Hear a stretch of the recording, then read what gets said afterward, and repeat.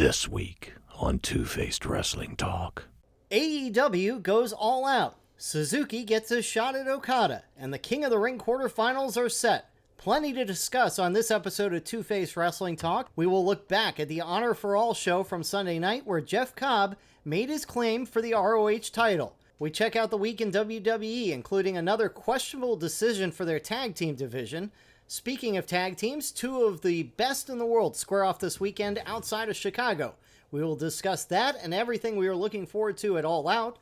We will also look ahead to New Japan's Royal Quest by looking back at a classic Okada-Suzuki match.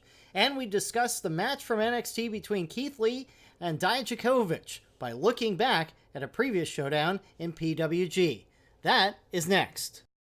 WrestlingInc.com brings you Two-Faced Wrestling Talk, the podcast that goes beyond WWE and goes in depth on NJPW, AEW, ROH, PWG, and more. Also featuring fun pop culture and wrestling crossovers, listener Q&As, and extended discussions about wrestling topics past, present, and future.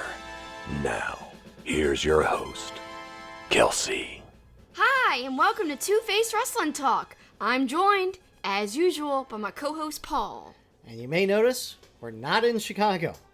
We're not? We lied. No, we made a last-minute audible not to go to All Out. We didn't have tickets yet.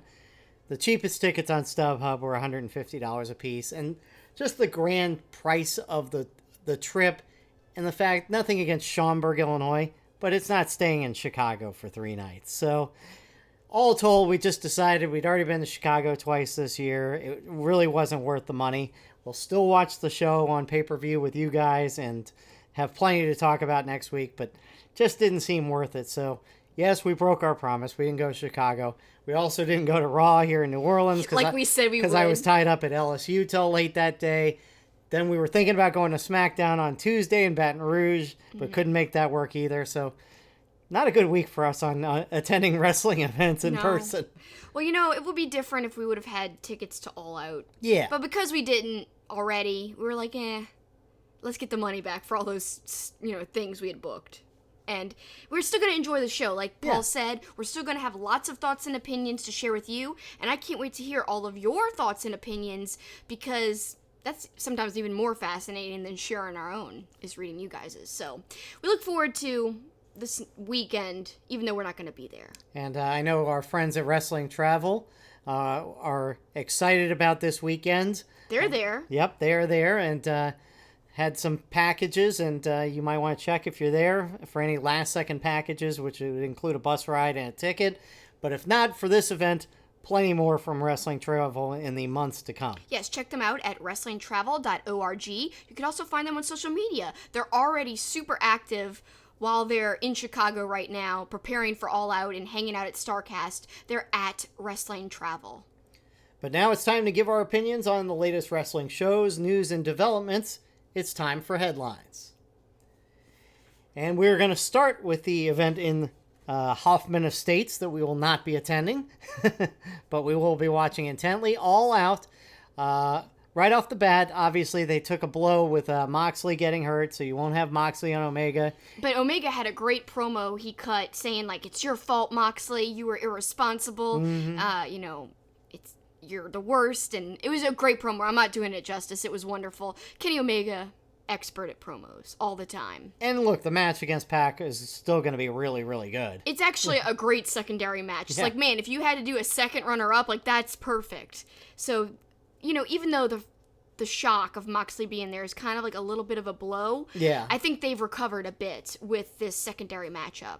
And, of course, the match that we're most looking forward to is the Lucha Brothers versus the Young Bucks in a ladder match. Two of the best tag teams in the world are going to go at it.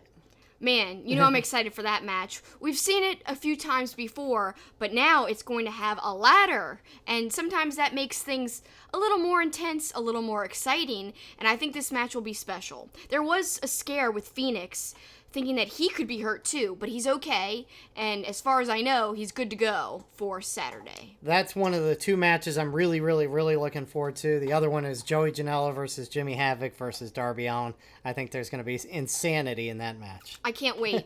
It should be a lot of fun, and these guys are some of my favorite guys ever, especially Havoc and Janela.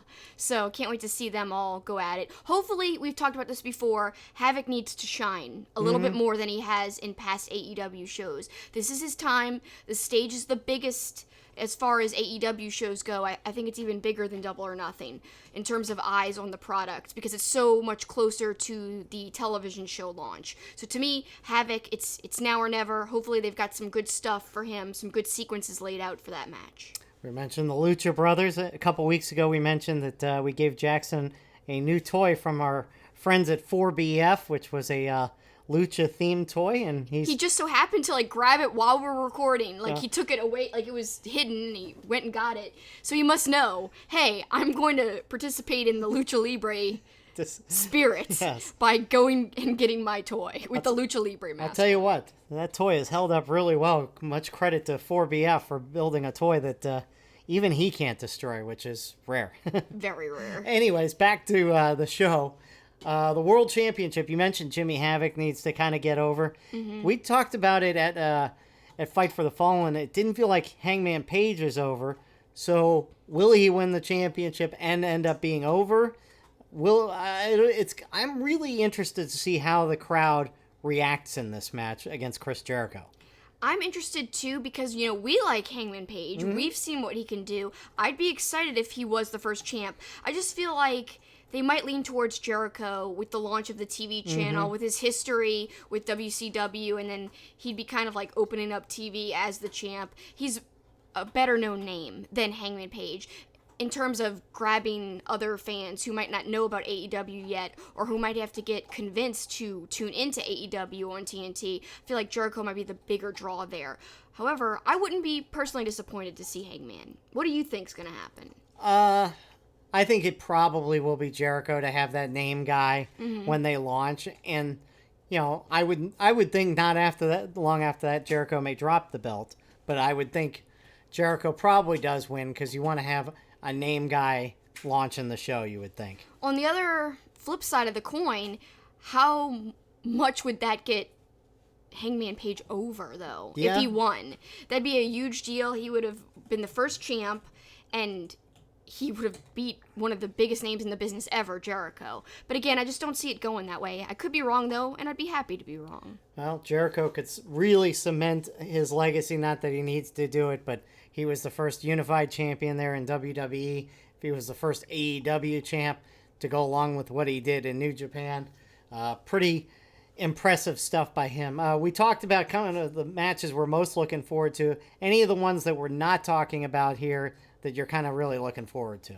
I'm just looking forward to seeing the crowd react. I actually am looking forward to Cody versus Shawn Spears. Of course, we know him formerly as Ty Dillinger. I kind of think that the story they've laid out is really interesting and really well done, because if you had told me, you're going to be excited about randomly seeing Ty Dillinger face Cody Rhodes, I wouldn't have believed you a year ago.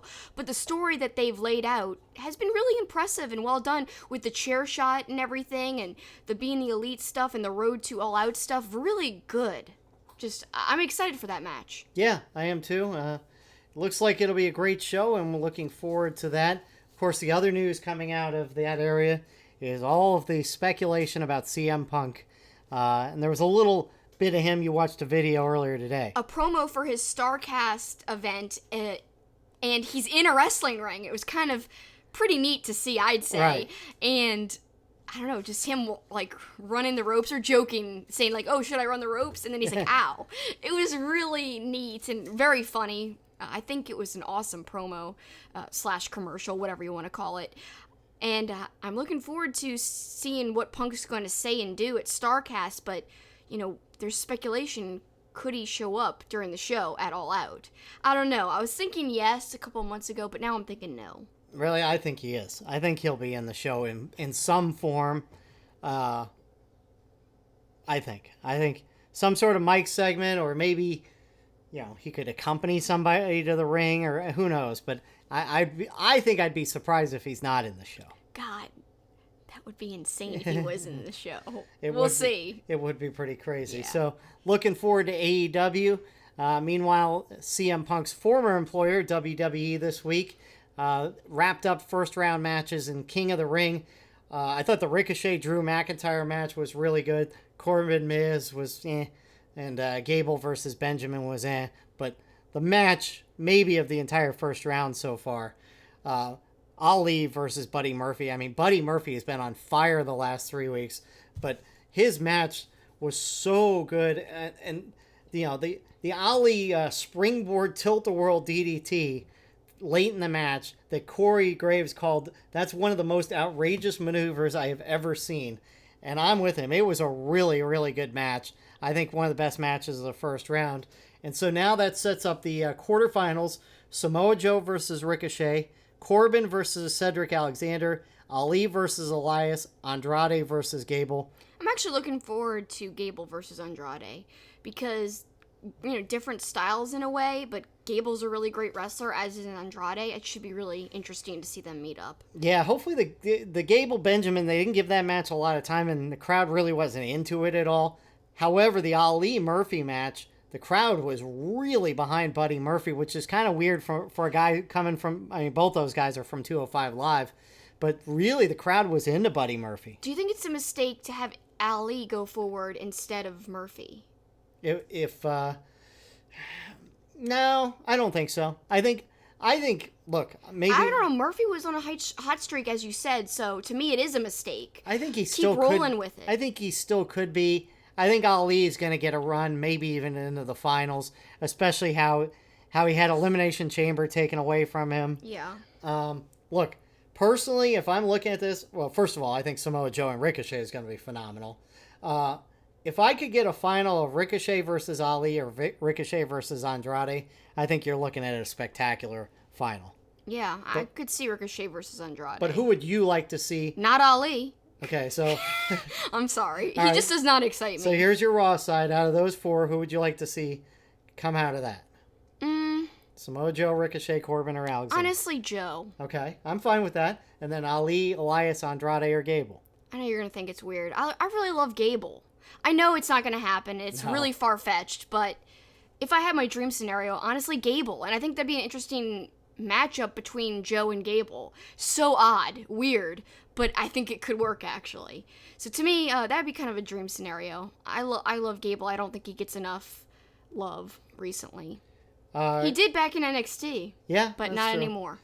I thought a couple of the women's matches, Sasha and Natalya, was really good, as was Bayley going against... Who did she go against? Because I wrote it down about how good a match it was. Was it really that good if you can't remember? Lacey, that's right, because I had joked with you what happened to Lacey Evans. And then later in the show, she's there. That's funny. That was a good match. But say a line that Elias said about the swamp people or something.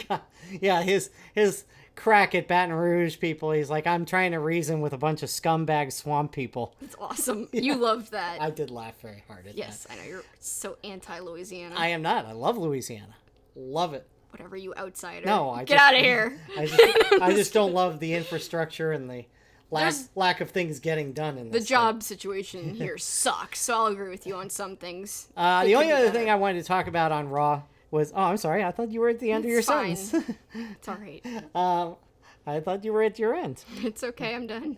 The other thing from WWE was they had a tag team turmoil, which could have been a good idea, but they have it won by Ziggler and Rude pairing together for the first time.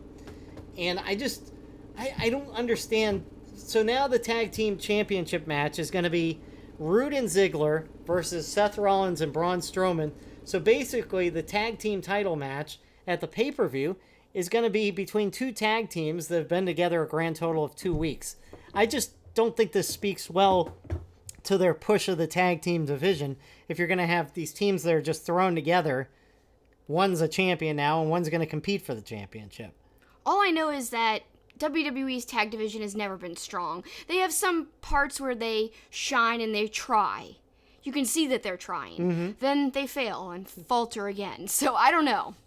I'm not surprised, honestly. I really think that if you care about tag team wrestling, you should tune into AEW's future program on I agree. TNT. Because obviously, the two founders of that are tag team guys, so they're going to definitely highlight tag team wrestling. Emphasize it, yeah. Yeah, and we've already seen them give a spotlight to tag team wrestling in the shows that we've watched thus far. So to me, it's a no-brainer.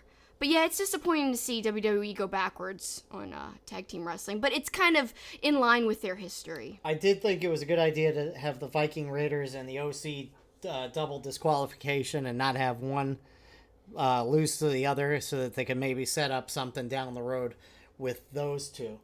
Let's switch gears to Ring of Honor, and they had an Honor for All show, which was on Sunday night. Not the biggest show. It was in Nashville, Tennessee.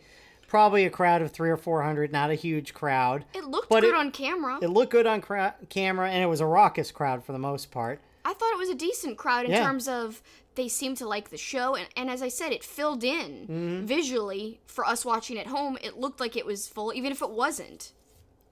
I agree. Which I don't know what the numbers actually were, but it looked good. Yeah, I mean, I heard somebody estimate 195. I don't know how that could be true. I think it certainly was more than that because you could just do simple math there and total more than that. But regardless, it was a decent show, nothing spectacular. I thought the Vinny Marseglia, now Vincent Marseglia, against Rush was pretty good. Again, Caprice was fantastic on the microphone, nearly losing his mind when Vinny had an ear fall, or Vincent, I should say. I mean, when is Caprice not good on commentary? He's amazing. He'll always be like, oh my God, and he goes crazy. Like, which match was that where he was just going insane? It wasn't just the Vincent match, it was later. The Rock and Roll Express versus the Briscoes. Oh yeah, he really thought that the Rock and Roll Express would win, and he had like a definite nostalgia factor for the Rock and Roll Express, and he was like, this is getting me emotional. Him and Ian were talking about how much they loved and respected the Rock and Roll Express, so I think it was really well done the way they painted the importance of that matchup on commentary. I think they gave it a lot of oomph behind it and a lot of meaning. Yeah, Caprice was really into it. I mean, when Ricky Morton hit the suicide dive, he lost his mind. And then when they hit the Rock and Roll Express hit the double drop kick, he's screaming, "They hit the double drop kick! They hit the double drop kick!" I can't hit that octave that Caprice hits. Yeah, he hits a high octave. Permanent damage to my voice. But in the end, it was the Briscoes winning it, and I like the show of respect because, you know, you thought maybe the Briscoes might actually attack him. The way they kind of were standing in the ring looking at him for a second did seem like they could pounce, but luckily it was a really cool sign of respect. I thought it was cool to do that because, yeah, you don't see the Briscoes show respect, really. Yeah. The tag team match between Bandito and Haskins and Skrull and King was a really good match, but I liked a couple things on commentary, and you did too. But Ian and Caprice, yeah, when they quoted LL Cool J. Yeah, they quoted Rockin' the Bells and Mama Said Knock You Out. But you really liked when Skrull put out the cigarette. Ian made a comment about that. He basically was kind of shouting out the Young Bucks. Without saying it. He was paying like homage to two men we know. Yeah. A.K.A. the Young Bucks. But earlier in the show, Caprice did say the Young Bucks were one of the greatest tag teams ever. When he was talking about the Rock and Roll Express, the Briscoes, he listed and named by, saying the Young Bucks. He listed their name. Yeah, because it seemed like, and we talked about that it seemed like they were purposely not bringing them up. But they did this show. Yeah, they totally did. Finally, it was a Defy or Deny match. Taven, Lethal, King, and Cobb. I like the one line again. Actually, this was when Rhett Titus was on commentary. He said, Jeff Cobb tossed Taven like he's a pizza. Honestly, I thought he was really good on commentary. Really good. Well, I think it's a good idea, too, for him to be losing the bodybuilder I didn't like character. that gimmick at all. It wasn't getting over at all. No, and it was awkward. It just didn't work for him. He could do, anything else. And it was kind of setting up that he's got a beef with Kenny King, so that'll be good. Taven was DQ'd for using the belt. Yep. It was a good match overall, but I do want to make sure we highlight something that happened earlier in the show when the Bouncers won, which made me think of, I think they can get back into the tag team title picture. I know we were just talking about the main title, but the tag team title picture, I think the Bouncers can get back up there and get another title shot because they just had a big win, which in Ring of Honor wins mean a lot. So. And they were great, and they were entertaining again. as always. In that final match, Jeff Cobb was the one that got the win after he hit Tour of the Islands against Kenny King. I don't even know what you just said before the correction. Yeah. So he will get a future title shot, but it would seem like Roosh is going to be first in line for Taven's title at some point. But we'll see if Jeff Cobb gets that chance.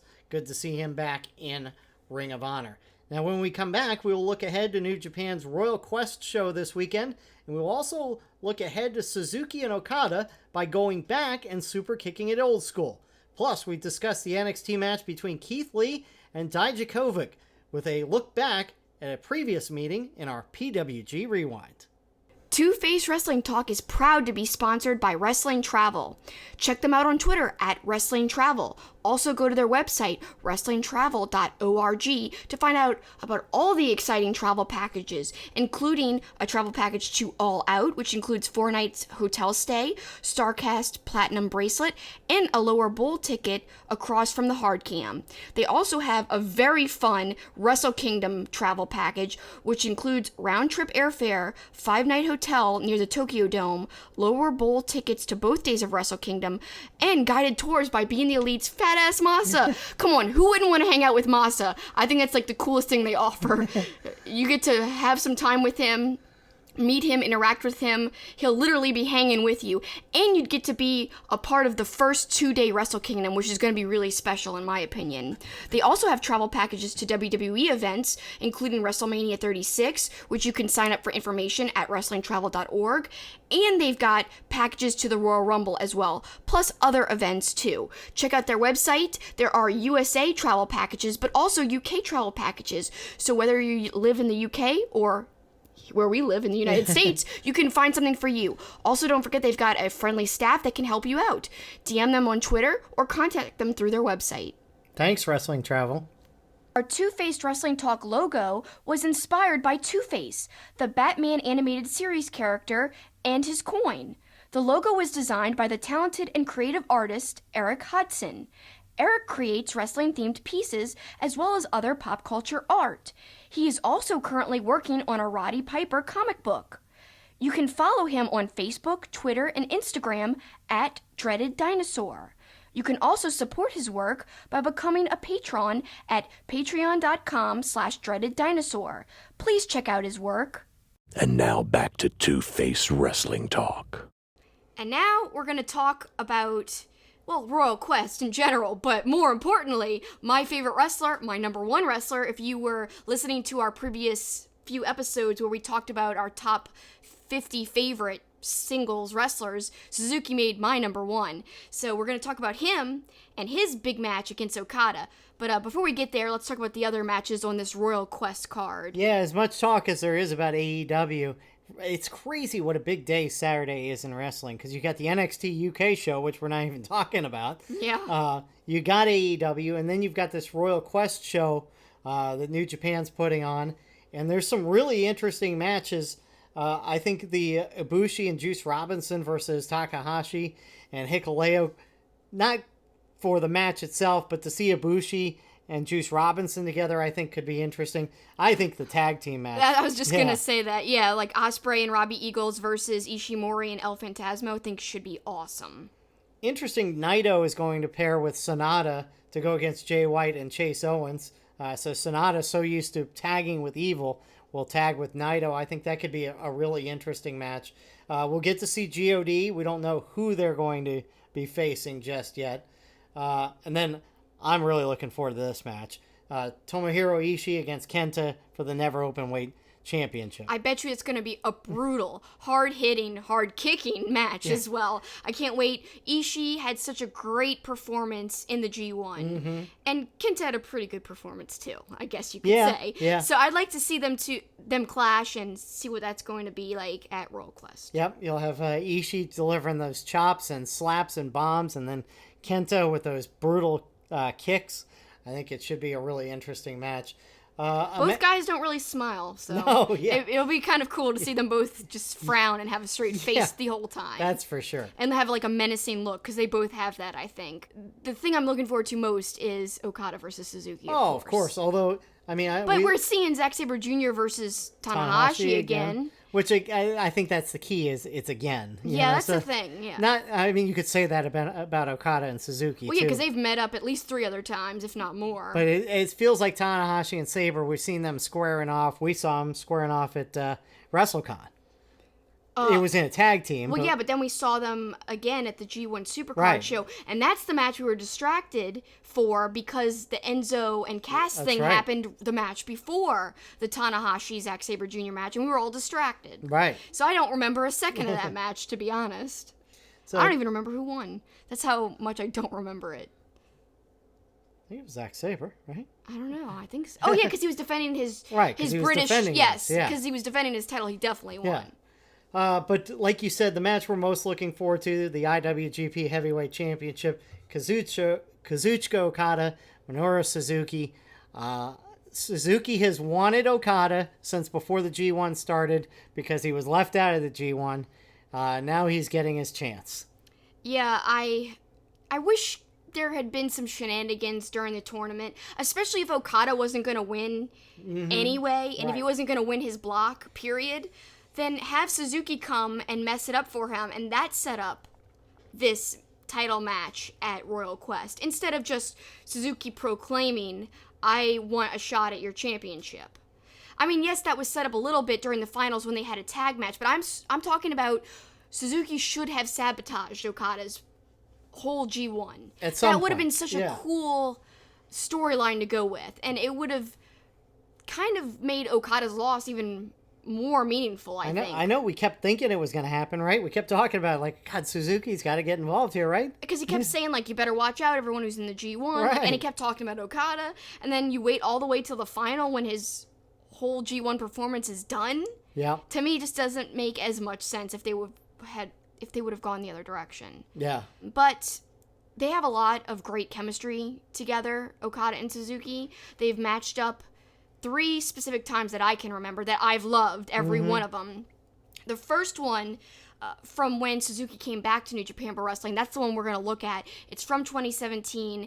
Suzuki was one of his really, really entertaining defense matches, in my opinion. I think it's one of my favorite Okada defenses during that time where he had the belt for a long time. This match is really good, and it's long, too. Yeah, about 45 minutes. It was really good. There are so many good moments in the match. I'll let you kind of start off, and I'll weigh in with what I really liked. Well, before we get into that particular match, I do want to kind of give a shout out to the other matches that you should check out if you like both Okada and Suzuki, and if you're looking forward to this Okada-Suzuki matchup at Royal Quest, go back and check out, I think one of my favorite meetups from them is their meeting in the rain for Suzuki's anniversary show. And it's literally outside, it starts raining, Suzuki's hair is white and his gear is white, and it's amazing. It's just got a cool feel to it, and really, you got to just see it to understand the vibe. But I think I'm going to read a little quote. Suzuki talked about why he chose to face Okada at his anniversary show, because obviously it was his show. Right. He got to pick who he's going to face, and that was kind of important to him because it was such a big festival and everything. So this is what he had to say, and you could find it in the archives of njpw1972.com. But I found it and looked it back up. So this is what it says. When we were putting this card together, this match was part of the conversation from the very start. The reason I wanted Okada was that he was born at the same time my career started. And right now, he's at the very top of the wrestling world. And gosh, not much has changed because he's still at the top right now. Suzuki continues on and says, it's really a dream match to show to so many people, all gathered for free under the blue Yokohama sky. He's the best opponent I could think of to show everyone just what incredible things can happen in life. That's what I kept in my mind as we negotiated the match. I think that says it so perfectly, and it really shows you the chemistry and the respect that both guys have for each other. Except that they didn't have those blue skies that he referred to. Yeah. It was more like gray. Yeah, gray and rainy. But that made it even better. Like, there's so many cool shots. Like, Okada the Rainmaker out in the rain doing the Rainmaker pose. It was just incredible. It was a lot of fun to watch. Remember, it took a while to see that match, too. We kept waiting and waiting. We're like, we must find a way to watch it. And then finally they put it on NJPW World. Thank goodness. We waited forever. But the other match that you could check out of Suzuki and Okada's comes during the G1. I think it was either last year or the year before. They went to a time limit draw. And it was a fabulous match. And really, Okada was doing well in the G1, so it showed you how much of a contender Suzuki was for Okada, that Suzuki took him to the limit. Literally, the time limit. Right. So I think it says a lot about how much of a threat Suzuki is. So if you're hyped up about this match, go back and watch those other two, plus this one we're about to talk about right now. And getting to that one, again, it's from 2017. And it's free right now on New Japan's website until September 2nd. So you don't even have to be an NJPW World subscriber. Just go to njpwworld.com, and then right at the front page it says free match. You click on it and you can watch it. Yep. So till September 2nd. And we watched it earlier today, and it was fantastic. It was really, really good. Don Callis and Kevin Kelly on commentary. I really missed them together. It was great to hear them together again. Of course, I had watched this match live. I remember watching it live. But it was cool to go back and watch because there's some things I had forgotten. Like, I forgot that Tai Chi was even ringside at this point. And it's so funny. We're so used to seeing Suzuki hanging with Zack Sabre Jr. It seems so odd that it was Tai Chi at the ring. Right. It's so funny. Like, at the time you're watching things live, it seems normal. Then when you go back, just a year or two later, everything seems completely odd and different. Wow, Gato being with Okada. I know, that seemed odd too. Yeah. It wasn't even that long ago that was how it was. That was the norm, yeah. Exactly, and now it's just like, this feels weird now. And what was funny is at one point Gato is getting involved and Suzuki kicks him, and Don Callis is like, Gato probably deserved that. That is great. That's a little bit of foreshadowing, possibly. Yeah, right. Not on purpose, but we'll call it foreshadowing anyway. I really thought there was some great submission work. Of course, definitely by Suzuki, since he's really known for that. And, man, he worked over Okada's leg throughout the entire match. In fact, when I was watching it live back in the day, I really thought that Suzuki had the chance to win. Because how could someone work over someone's leg that long and not lose? Like, how could Okada not lose? Right. But he won. Well, and throughout this match, the story was Okada would get him, because Suzuki was doing that. It was great storytelling because Okada would hit a drop kick, but couldn't follow up on it because Suzuki had done so much damage. And Callis even said that, that's the story of the match right now. I mean, really, Callis has always been good at...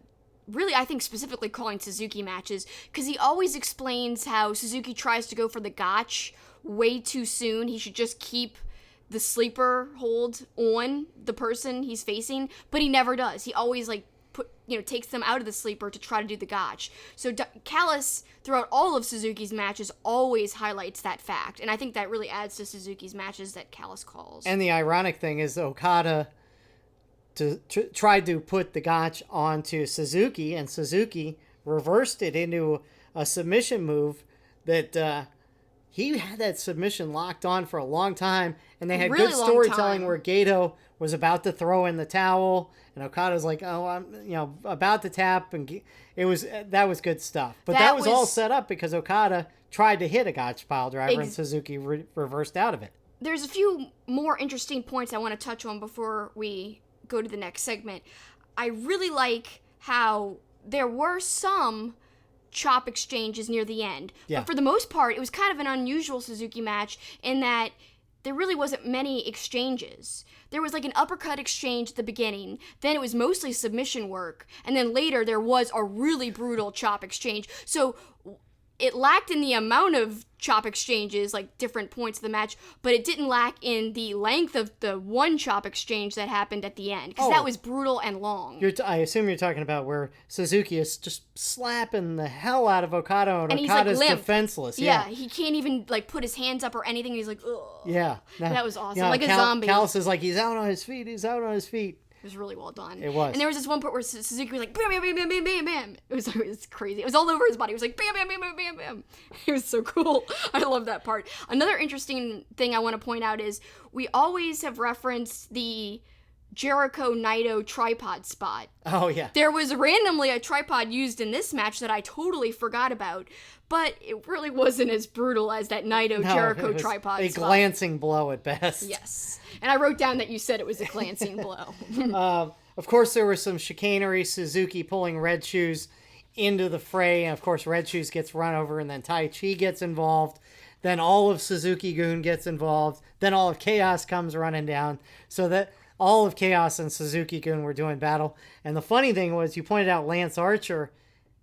Again, this is like 2 years ago. How many less tattoos he had? His back tattoo wasn't as prominent and dark as it is now. So he just looked younger. It's weird how 2 years, so many things can change in that amount of time. But he looked completely different to me. But yeah, it was awesome to see the stables come down and kind of defend their guys in the ring and help out and interfere. And it was an entertaining match overall. There was a lot of story, not only the white towel stuff, but really just the interference with the stables and coming down trying to help their guys and so much more. Like the selling of the leg, too. That was a big part of the story. Everything. There was a lot of cool stuff in there. And then the brutality of Suzuki and how Suzuki had been gone out of New Japan for a while. And so this was kind of like his first huge match back in terms of like a title shot. And he made it count because this match was long and it was good. The whole thing to me was good. It was. I really enjoyed it, but in the end, Okada was able to hold on to his title, hitting a couple of rainmakers and winning it in about 45 minutes. We'll hope that this weekend's match between Suzuki and Okada is just as good. Every time they've met up, it's been good, so I have no doubt that it'll be flippin' awesome. It will be. Finally, tonight, we're going to wrap up with talking a little NXT. First off, interesting that Shayna Baszler gets confronted by somebody that really shocked the crowd, but somebody that the crowd is really into in Rhea Ripley. Yeah, the crowd was super hot for this confrontation. And I actually am pretty excited about it too, because Baszler's got to lose at some point. It's either got to be Candice LeRae or I think it could be Rhea Ripley. She's over, she's a credible threat, and she just took the mic away from Baszler. And it's the first time, like, Baszler's looked really, really weak in a while. She takes the mic and says, I know what you're going to say, don't bother. You're going to say you've beaten everyone here, but you haven't beaten me, B. You know, the uncensored version. So I thought that was really well done. Perfect way to build anticipation in, like, less than 5 minutes. Yeah. Very well done. Yep. And then, of course, we had Keith Lee versus Dijakovic. Again, this was a really good match, but kind of short, only 13, 14 minutes. We talked about their first NXT matchup back in March, and we said the exact same thing. In fact, we said it was 13 minutes. Right. Their first match, we really thought this match could be longer. However, you just said it was still just 13 minutes. But it was really good. Look. The Spanish Fly you liked. Oh, my God. The Keith Lee Spanish Fly, avalanche Spanish Fly off the top rope was unbelievable. And then Dijakovic picking up Keith Lee, putting him on his shoulder, and then hitting Feast Your Eyes and getting the victory. But I still sense there's a bigger match coming between them. At a takeover, possibly. Yeah. Funny, we said that last time they had the short meetup, so maybe it won't happen. Hey. Because we thought so in March, and now we're just seeing another 13-minute match just now. Well, I third think, match, though. I think we're going to get a good one because history dictates that these two have had classic matches, which brings us to our PWG Rewind. Back in my day, video stores told you to be kind, rewind. Well, we're taking their advice. We're kind, and we're rewinding by taking a look back at PWG through the years. It's time for PWG Rewind. So you may have heard us talk about this match in the past, but it is such a great match that we thought we'd do a PWG Rewind again after their great match on NXT, which was good, but not nearly the match that we witnessed in PWG. The PWG match to me is like the pinnacle of their meetups. They've had many meetups, even in Evolve they met up, but Dave Meltzer actually gave it 5 stars. Not that his star ratings, you should live and die by them or anything, but it's interesting to see where he rates things, and he gave this match 5 stars. He was there live and in person, and it was just nuts. So let's go into observing what happened. And it's from Battle of Los Angeles, September 3rd, 2017. Just an important note before we get into what went on in the match. They teamed together, Dijak and Keith Lee, in PWG, and they were called the Monstars, like Space Jam. If you guys like Space Jam like me, that's like the villains in Space Jam. So they were called that because they're so huge and athletic, the Monstars. And they had jerseys and everything made that said Monstars. Right. So that's important to note because that'll come into play later in this match. So, one of the most impressive things, just to start off, Dijak tries to monkey flip Keith Lee, but he lands on his feet. Then there's a Feast Your Eyes versus Bask in My Glory chant duel in the middle of the ring. It's awesome. Actually, a guy in the crowd gets kicked in the face. His glasses fly off. That was kind of funny. I did like that. I mean, I'm sure that guy didn't, but at the same time, he probably loved being in the middle of it. Yeah, I mean, people in PWG know that they're right in the mix of things. Yeah, you're in the flight path. Yeah, you gotta watch out. Dijak chokeslams Keith Lee onto the apron, which is interesting because in the NXT match we just watched, Keith Lee slammed Dijakovic. Let's just call him Dijak. We'll just keep it at Dijak. For now. Onto the apron, so kind of a twist, and that's one of 2 that happened in the PWG versus the NXT. Another important difference between the NXT and PWG match, this one was 21 minutes long versus 13. Yeah. So this one had a lot more time to breathe, and I think there was a lot more finishers that they kicked out of, each of them. And we'll talk about that as we keep describing more of what happened. I love this. Dijak screams at Keith Lee, "Why don't you go down?"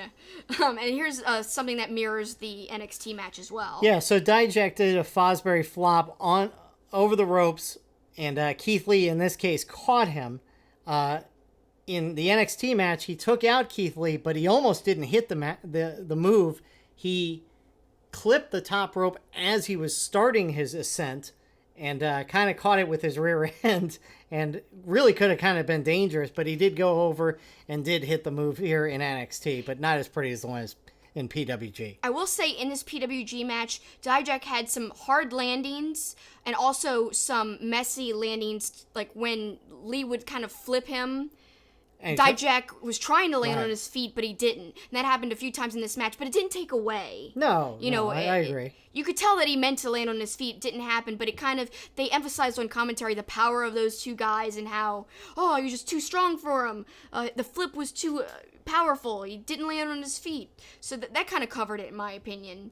Then I really like this. Keith Lee is feeling the energy of the crowd, and he's like moving his hands, and he looks like a conductor, conducting with their energy. I like that a lot. Basking in his glory. Yep. Exactly. You know how he always does that when they say that his chant. So Keith Lee flips over the top rope. Flips, okay? Onto Dijak. Chuck Taylor says, Chucky T says, "You're too big to do that, Keith Lee." He yells at him, we basically. love Chucky T when he's an analyst on there. Yeah. So we have another one of Keith Lee's famous shoulder blocks that he seems to do to everybody. And in this case, Dijak goes flying across the ring. That was done in the NXT match, but I don't think Dijak flew as far. Yeah, this was more like the Matt Riddle one that we've alluded to in the past. Yeah, the PWG one was like the Matt Riddle one, yeah. Springboard corkscrew onto the floor by Dijak. Insane! These guys are so big, just to see them do these types of moves. Like you said, in the NXT match, the Avalanche one-man Spanish fly, like that was impressive as it was. Right. But like a springboard corkscrew onto the floor, like that's even more impressive. No, these guys are so big and so good. You saw it in PWG. We saw it from Dijak even in Ring of Honor. Before he left for NXT. So he's a phenomenal wrestler, and I'm hoping both these guys, especially with them going to 2 hours, we're going to see a lot more of both of them on TV. Yeah, I hope so. I really, really hope so, because 2 guys you just can't ignore going forward. They need time to shine, and they deserve it because they're so talented. So moonsault press by Dijak, another feat of strength there. Then Keith Lee lifts up Dijak onto his shoulders and power slams him. Keith Lee goes up to the top and he moonsaults, but Dijak kicks out at 1. The crowd goes insane, and Keith Lee looks shocked. And that also mirrors the NXT match. Yeah, because he was trying to set up the moonsault, but never was able to hit it. He was kind of slow and groggy climbing the ropes and got knocked off, so he didn't get to hit the moonsault in NXT. Exactly. But back to PWG, double chop onto Dijak. You stay down! Dijak laughs and gestures for more from Keith Lee. Dijak does feast your eyes, but Keith Lee kicks out at 1 and tosses Dijak out of the ring with the force of his kick out. So basically, he kicks out and Dijak goes flying because of that kick out. Essentially like he's tossed away. It's so awesome. And this is what I'm talking about. The big difference was, like, one feast your eyes puts away Keith Lee in NXT. Right. But in this match, Keith Lee kicks out at 1 after Right. a feast your eyes. That's insane when you compare. And obviously NXT is kind of booking their match in more of kind of like a realistic way Right. and a protective way of their finishers and stuff. But the PWG match in and of itself works because it was supposed to be a fun, crazy, all-out match Which it between was. two talented guys. So it's really not the same type of match as the NXT match, in my opinion. Both are really great in different ways. So back to the PWG match. Keith Lee catches Dijak in the midair and does a spirit bomb. Dijak kicks out again. People in the crowd chanting, Fight forever. fight forever. Both these guys, Then, I really like this part of the match. Dijak pulls out a Monstars jersey. As I said, that was the tag team Right. name that they had. So he pulls out the jersey from under the ring to plead with Keith Lee. Then the crowd starts chanting, put it on, put it on. Keith Lee looks hesitant, but then he eventually starts to put it on. But Dijak kicks Keith Lee as he has the jersey halfway on to try to get, a little leg up on Keith Right. Lee. Then, finally, a feast your eyes again with the help of the rope. But Lee is not knocked down. Lee powers up and does a power slam for the win. And that's how it ends. It's super great. I have to give it the highest of recommendations to you guys. Please watch it. It's so good. It is really good, and hopefully they're going to get a chance to shine on a takeover stage and put together a match like they had in PWG, but you owe it to yourself to go back and watch that match. 2017 Battle of Los Angeles. Check it out. Yeah, it's so good. But now it's time to close out the show and send them home with Kelsi's tweet, or in this case, tweets of the week. Well, there's one wrestling tweet of the week and one non-wrestling tweet. So Okay. I'll start with the non-wrestling. I am wearing a thematic shirt. Pull the hair back. Rocco's Modern Life. You and I have been really into Rocco lately, and I just had to talk about Rocco. Rocco's Modern Life. Rocco's Modern Life. Yeah, I really love that show so much. It's even better. Why am I doing the female part and you're doing the male I don't part? know, it's weird. We're role reversal. But it's even better now as an adult than I remember it as a kid because there's so much adult humor in it. It's so great. So one of my tweets of the week is from Nick Rewind. It's a great account if you guys don't follow it. It's at Nick Rewind. Watch all your favorite Rocco Modern Life episodes for free on Pluto TV now. So that was just a few days ago. And check it out. You can watch all of Rocco's Modern Life. Why wouldn't you want to do that? Especially and yeah, with I'm the wearing new- my Rocco shirt. Especially with the new movie out on Netflix. Which we haven't watched yet, but we're getting there. We're almost through season 4, the final season. Yep. And then we're going to watch the movie. I can't wait. Yep, I agree. I'm really so excited. that's the non-wrestling. How about the wrestling tweet? So the wrestling tweet, I read a tweet from her a few weeks ago, but it wasn't my tweet of the week. It was just when we were discussing about wrestlers and fans and how they should interact at meet and greets and how wrestlers shouldn't have to deal with fans wanting to put their arms around them. So now, that wasn't my tweet of the week then, but now she's got a tweet that is my official tweet of the week. It's from Kelly Klein, at Real Kelly Klein. You know how we don't talk about Fight Club? We are all fighting battles that we are not talking about, so be kind. Just because someone isn't talking about it doesn't mean they aren't fighting every day. Because we don't talk about Fight Club, keep fighting. And she put like a power fist. I like it a lot, and I like the reference to Fight Club because I like that movie. And it's just a really great tweet all around about being kind, and I like that tweet. So, moving ahead, this weekend, of course, we've got All Out, we've got New Japan, Royal Quest, and of course, we did mention NXT UK as well. Next week, we will obviously break down those two shows. We'll have a lot more to talk about. We also are going to start talking about our Patreon levels, which we're going to be releasing. We think we've come up with some good Patreon levels, some good good value for your money, we think. One of the levels you can see some bonus shows like Kelsi Likes. I used to do that show on YouTube. Now it'll be for Patreons. And one of my upcoming Kelsi Likes will be Kelsi Likes Rocco's Modern Life. So get to hear me talk about Rocco for a whole episode. And we're going to have all kinds of great stuff, so be on Sports the talk, lookout. all kinds of good stuff. Some merch, so be on the lookout for that, and we hope you will reach out and support us. And remember, again, we are leaving Wrestling Inc., and our first show independently will be on September 13th, Friday the 13th. It's my special day, Friday the 13th. I was born on a Friday the 13th. Spoiler, that's why we're launching separately on Friday the 13th. There you go. Special day. So be on the lookout for that, and you're going to release some videos down the road on YouTube, maybe taking a behind the scenes at all the magnets in your magnet collection, among other things. When our set, get a sneak peek at our set. Yes. I think that's kind of neat. But that's going to do it for this week. To steal Ian Riccaboni's line, happy wrestling, because there is lots of good wrestling this weekend. There is, and I can't wait to talk about it next week. But for this week, that's it for us. That's the finish.